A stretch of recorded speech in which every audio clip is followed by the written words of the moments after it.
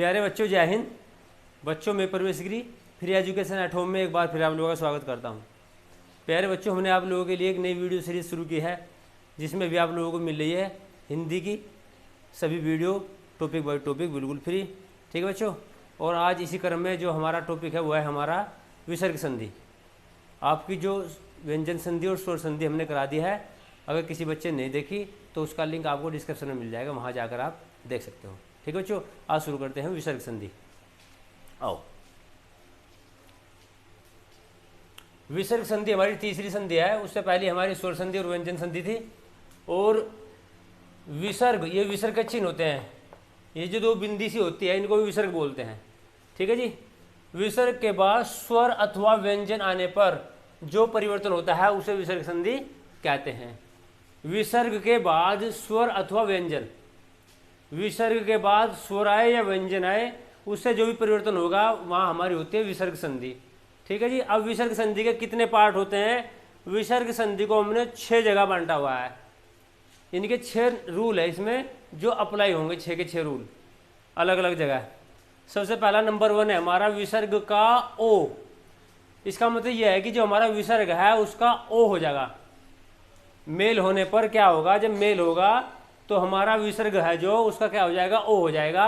अब देखते हैं, यदि विसर्ग से पहले अ हो तथा विसर्ग के बाद किसी वर्ग का तीसरा, चौथा, पांचवा वर्ण हो या य, र, ल, व, ह हो तो विसर्ग का ओ हो जाता है। बात वही है, विसर्ग के से पहले अगर क्या हो? अ हो, अथवा विसर्ग के बाद किसी वर्ग का तीसरा। वर्ग का मतलब क, च, ट, त, प।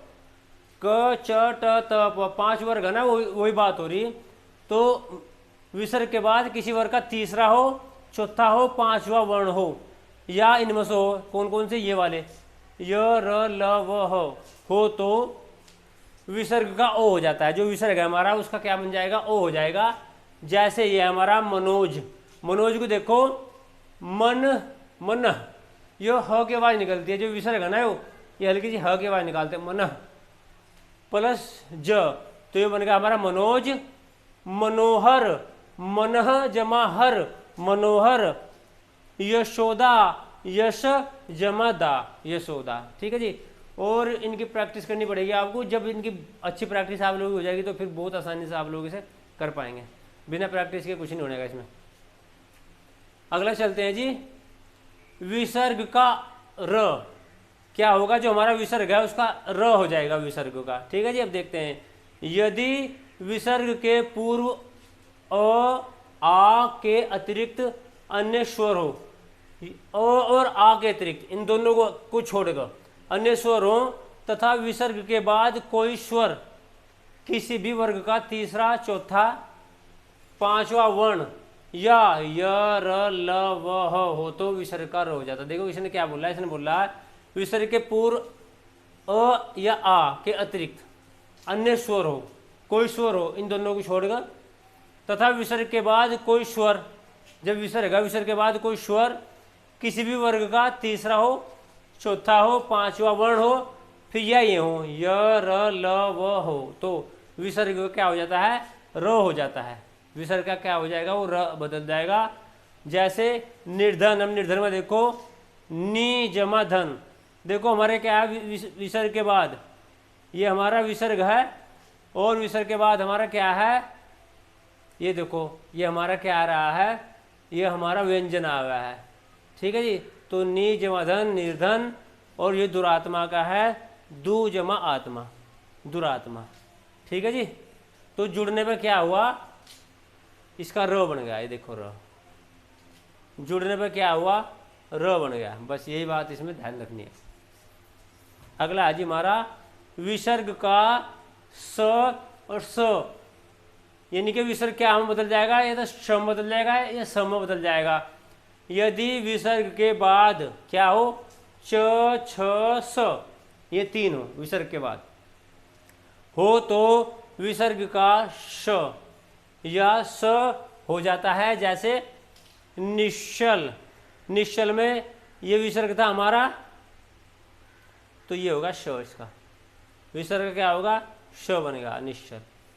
दूसरा और भी ले सकते हैं, इसे देखो दुशासन में दु जमा शासन है हमारा दु, तो ये श बन गया हमारा। नमस्ते में देखो, नमस्ते में जो विसर्ग है हमारा उसका स बन गया। दुस्साहस में देखो दु, ये स बन गया हमारा, बाकी जुगा तो। निसंतान, निसंतान में विसर्ग की जगह श बन गया, आधा की संतान जुगा तो। ठीक है जी, अगले पे चलते हैं हम। नंबर हमारा 4 है विसर्ग का लोप होना। विसर्ग का लोप का मतलब विसर्ग हमारा खत्म हो जाएगा। कैसे होगा, यदि विसर्ग से पूर्व अ ओब्लिक आ, या तो अ हो या आ हो, ठीक है जी, और बाद में कोई भिन्न स्वर हो, कोई अलग स्वर हो, तो विसर्ग का लोप हो जाता है। जैसे अतएव, अतएव में देखो अत जमा एव, अब विसर्ग हमारा खत्म होगा, बाकी जुगा तो दोनों मेल होगा दोनों का।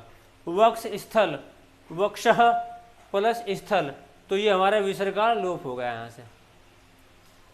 तपस्वी, तप जमा श्वी, तो ये हमारा जुड़ गया, विसर्ग हमारा खत्म समाप्त। यशस्वी, यश जमा श्वी, तो ये होगा यशस्वी हो गया हमारा। ठीक है जी, अब चलते हैं हम नंबर हमारा 5, विसर्ग पूर्व स्वर का दीर्घ हो जाना। यानी कि हमारा जो विसर्ग है उससे जो पहला स्वर है उसका दीर्घ हो जाएगा, यानी कि वो बड़ा हो जाएगा। अब वो कैसे होगा देखो, यदि विसर्ग के बाद में र हो, विसर्ग के बाद में क्या हो, र हो, तो विसर्ग लुप्त हो जाता है तथा पूर्व स्वर दीर्घ हो जाता है। जो पहला स्वर था वो क्या हो जाएगा हमारा, दीर्घ हो जाता है। अब देखो जैसे निरोग, तो निरोग की अगर हम संधि विच्छेद करें, नि जमा रोग, तो ये विसर्ग घट गया, और जो ना पर जो छोटी की मात्रा थी वो बड़ी की मात्रा होगी, दीर्घ होगी। लघु से क्या होगी हमारी, दीर्घ होगी। निरस, नी जमा रस, वही नी पर बड़ी की मात्रा होगी और विसर्ग हमारा हट गया। नीरज, नी जमा रज, इसमें भी वो बड़ी दीर्घ हो गया, बड़ी की मात्रा होगी और विसर्ग घट गया आदि। अगला है जी हमारा विसर्ग में परिवर्तन ना होना। इसमें क्या होगा, विसर्ग में हमारे कोई परिवर्तन नहीं होगा। वह कौन सी स्थिति है जहाँ परिवर्तन नहीं होगा, यदि विसर्ग से पहले अ हो और विसर्ग के बाद क या प, इनमें से हो कोई सा हो, तो विसर्ग में परिवर्तन नहीं होता। जैसे प्रातः काल, तो प्रातः काल जुगा तो प्रातः काल, देखो कोई परिवर्तन नहीं हुआ क्योंकि विसर्ग से पहले क्या है, अ हमारा, ठीक है, और बाद में क्या है, क या प हो, यरा क। ऐसे हमारे पास पय पान, तो पय जमा पान, क्योंकि प हो गया हमारा। अंतकरण, अंत जमा करण आदि। ठीक है बच्चों, ये आप लोगों का आज विसर्ग संधि भी समाप्त होगी। और हमने आप लोगों को कुछ अभ्यास के लिए कुछ शब्द दिए गए हैं, इन शब्दों को आपको घर जाकर प्रैक्टिस करनी है। कौन कौन से शब्द है, संध्या, उल्लास, रामायण, प्रणाम, निर्वाह, संकल्प, निरस। घर जाकर इनका सबको लोगों को क्या करना है, संधि विच्छेद करना है। ठीक है बच्चों, और आज की वीडियो में इतना ही, मिलते हैं अगली वीडियो में। धन्यवाद।